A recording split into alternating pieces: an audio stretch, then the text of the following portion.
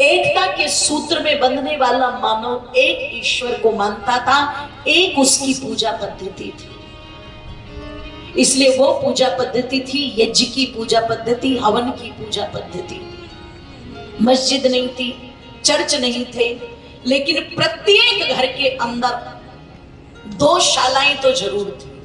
कितनी? 2। एक यज्ञशाला और एक गौशाला।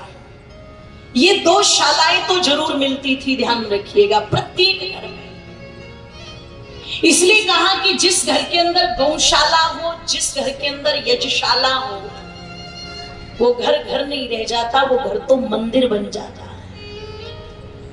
मैं कह दूं आप लोगों के मध्य में, आप द्वारिका जी जाओ, आप वृंदावन जाओ, आप मथुरा जाओ, आप हरिद्वार जाओ, कितने भी चक्कर लगाओ, आप गए होंगे, आपके पूर्वज गए होंगे, वो पहले भी मंदिर थे, वो आज भी मंदिर हैं, वो आगे भी मंदिर रहेंगे, वहां कोई परिवर्तन नहीं हो सकता। वो हमारे तीर्थ स्थान हैं, उन्हें देखना चाहिए, जाना चाहिए। लेकिन यदि कुछ पवित्र बातें जिनके लिए वो तीर्थ बने हैं, जो उनके जीवन में थी, उनके आचरण में थी, अगर उन बातों को हम अपने आचरण में ला करके और अपने घर में लागू कर ले, तो देखो वो तो मंदिर है, मंदिर ही रहेंगे। लेकिन यदि कुछ बातें आपने अपने आचरण में धारण कर ली, तो मैं गारंटी देकर के कहती हूं, आपके घर मंदिर जरूर बन जाएंगे, आपके घर पवित्रता के स्थल जरूर बन जाएंगे। अपने घरों को मंदिर बनाने का प्रयास करो। और अगर मंदिर बनाने हैं तो गौशाला और यज्ञशाला, ये 2 चीजें तो होनी चाहिए। क्योंकि जहां यज्ञशाला होती है, जहां प्रतिदिन यज्ञ होता है, शास्त्र कहता है स्वर्ग कामो यजेत, जहां प्रतिदिन यज्ञ होता है, प्रतिदिन यज्ञ का धुआं उठता है, प्रतिदिन वेद मंत्रों की ध्वनि गूंजती है, ऐसा घर अपने आप में स्वर्ग बन जाता है। क्योंकि यज्ञ आपकी समस्त कामनाओं की पूर्ति करता है, यदि श्रद्धा से किया जाए, विधि विधान से किया जाए। इसलिए उसी मनोकामनाओं की पूर्ति कराने के लिए कहते महाराज दशरथ पहुंचे थे श्रृंगी ऋषि के पास, आए थे उनको लेकर के, और सरयू नदी के तट पर भव्य यज्ञ रचाया। जिस यज्ञ में मैंने कहा कि कुछ औषधियां तो मिलाकर के घृत तैयार किया गया, और मेरी माताओं बंधुओं, कुछ औषधियां मिलाकर के कहा जाता है खीर तैयार की गई। और वो जो खीर तैयार की गई, महर्षि वाल्मीकि लिखते हैं इस विषय में कि इष्टिते हम करिष्यामि पुत्र्यां पुत्रकारिणां अथर्वे शिरसि प्रोक्ते मंत्रे सिद्धा विनान दिव्यपायसे संपूर्णा पत्नी मिवे प्रिया प्रगृह्णाय विपुलां दौर्भ्यां समवेक्षयाय प्रवीदित। बोलिए नारायण भगवान की जय। कहते हैं अथर्व वेद में पुत्रेष्ठी यज्ञ के जो मंत्र हैं, उन मंत्रों से यज्ञ कराया है। और जब वो यज्ञ पूर्ण हुआ है, तो जो उस पायस में, खीर में आहुतियां मिलाई गई थी।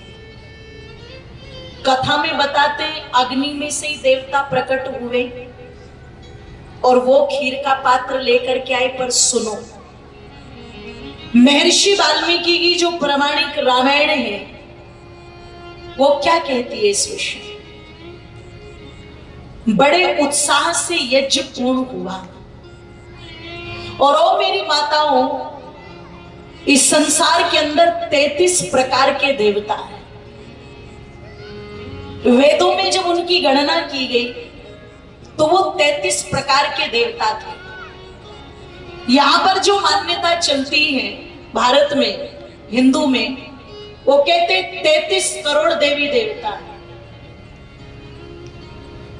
अब 33 करोड़ देवी देवताओं के यदि नाम पूछ लिए जाए तो वो पता किसी को नहीं है, कल्पना कर लो।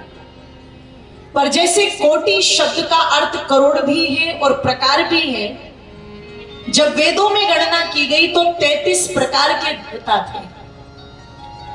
मैं कहता हूं आप लोगों के मध्य में उन 33 प्रकार के देवताओं का जो मुख है वो कहा अग्निर्वै देवा नाम मुखम। अग्नि सब देवताओं का मुख है।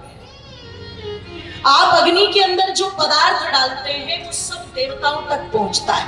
वैसे आप किसी देवता को खिलाओ, वेद में आता है सूर्यो देवता, चंद्रमा देवता, वातो देवता, पृथ्वी देवता।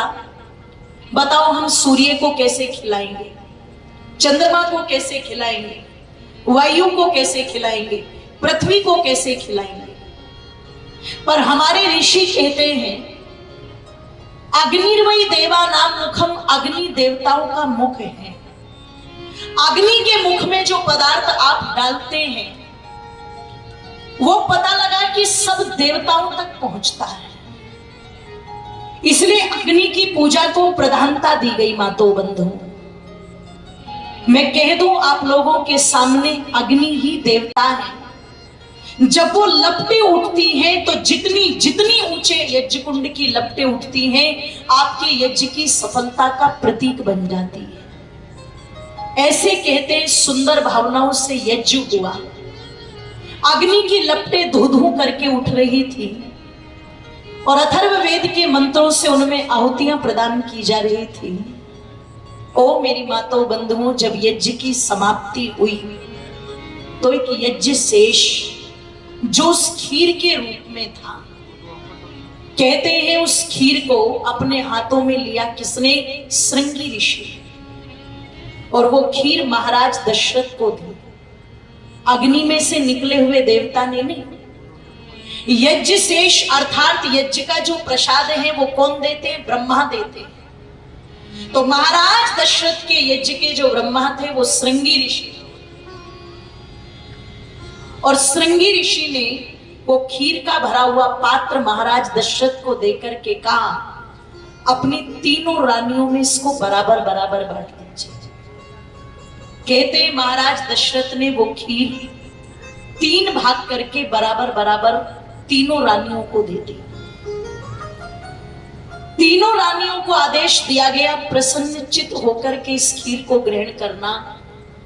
ये औषधि युक्त पुत्रेष्ठी यज्ञ की खीर है जो गर्भ शोधन का कार्य करेगी और संतान प्राप्ति में सहायक होगी। ओ मेरी माताओं बंधुओं, जरा जुड़ना और सुनना। कहते हैं महाराज दशरथ ने जब वो खीर तीनों रानियों को दी तो कौशल्या जी का स्वभाव है, आज तक कौशल्या जी ने कोई भी वस्तु अकेले नहीं खाई, क्योंकि वेद मंत्र कहता है केवलागो भवति केवलादि। अकेला कोई व्यक्ति खाता है तो ये सोच लो कि वो पाप खाता है। ध्यान से सुनना जो गृहस्थी लोग बैठे हुए हैं। इसलिए जब भी कोई वस्तु घर के अंदर आए तो हमेशा, चाहे थोड़ी है, थोड़ी में से भी थोड़ी थोड़ी, परिवार के प्रत्येक सदस्य में उस वस्तु का वितरण होना चाहिए। अगर प्रत्येक व्यक्ति को देकर के वस्तु ग्रहण की जाती है तो वो प्रसाद बन जाती है जो प्रसन्नता को लाने वाली होती है। और अगर कोई वस्तु घर के अंदर लेकर के आ गया और मान लीजिए पत्नी ने धीरे से बोल दिया ले जाओ इसको ऊपर वाले कमरे में, बताना मत किसी को, तो वही वस्तु पाप बन जाती है। और पाप को खा करके आपके अंदर क्या पनपेगा, ये अच्छी प्रकार ग्रहण करना। इसलिए मंत्र कहता है अकेले मत खाओ, खिला करके खाओ। माता कौशल्या का स्वभाव है, उन्होंने आज तक कोई चीज अकेले नहीं खाई, हमेशा हमेशा मिल बांट करके खाते थे। आज दिया तो प्रसाद है, पर अपनी आदत से मजबूर। और ये आदत जैसी भी बना लोगे ना, अगर अच्छी बना लोगे तो तुम्हें कोई कितना भी बुरा बनाना चाहे तुम बनोगे नहीं। अगर आदत तुम्हारी अच्छी बन गई तो बुराई कभी पास फटक नहीं सकती, और अगर आदत बुरी पड़ गई तो फिर इसे अच्छी बनाने में बड़ी ताकत लगानी पड़ती है। स्वामी श्रद्धानंद जैसे विरले ही होते हैं जो अपने आप को बदल पाते हैं, बुराई के स्तर से उठ करके और एक देवत्व के स्तर तक को प्राप्त कर पाते हैं। ओ मेरी मातो बंधुओं, कहते हैं कौशल्या जी ने अपने स्वभाव के अनुसार उसमें से थोड़ी सी खीर ली और सुमित्रा जी को दे दी जो सबसे छोटी है। अब जब कैकेयी जी ने ये देखा तो घर में जैसा आचरण बड़े करते हैं ना, छोटे भी वैसा ही आचरण करने लगते। कहते हैं कैकेयी जी ने भी अपनी खीर जो है थोड़ी सी निकाली और उन्होंने भी सुमित्रा जी को दे दी। और जब दोनों ने अपने प्यार को उन पर उड़ेलने का प्रयास किया है तो सुमित्रा की गर्भ से जो बालक उत्पन्न हुए वही प्यार दोनों के साथ जुड़ाव की स्थिति को पैदा कर गया है। आप जिस भाव से जो चीज देते हैं वो आप तक लौट करके पहुंचती जरूर है। हो सकता है उसका रूप बदल जाए, हो सकता है उसका स्वरूप बदल जाए, लेकिन वो आप तक पहुंचती जरूर है जिस भाव के साथ आप देते हैं। कहते हैं ना, जब अच्छे कार्यों में कोई व्यक्ति दान देता है तो ईश्वर उसका बढ़ा के देता है। कुछ लोग सोचे कि मुझे तुरंत के तुरंत मिले, नहीं, हो सकता है तुरंत के तुरंत ना मिले, हो सकता है उसी रूप में ना मिले, लेकिन अगर पवित्र भाव के साथ आपने कुछ दिया है तो वो बिल्कुल लौटेगा जरूर। कहते प्रसन्नता पूर्वक मिल बांट करके वो खीर खाई गई। और माताओं, नियम अनुसार जो सबसे पहला संस्कार है गर्भाधान संस्कार, उस संस्कार की विशेषता पर श्रृंगी ऋषि ने प्रकाश डाला और परम पिता परमेश्वर की कृपा ऐसी हुई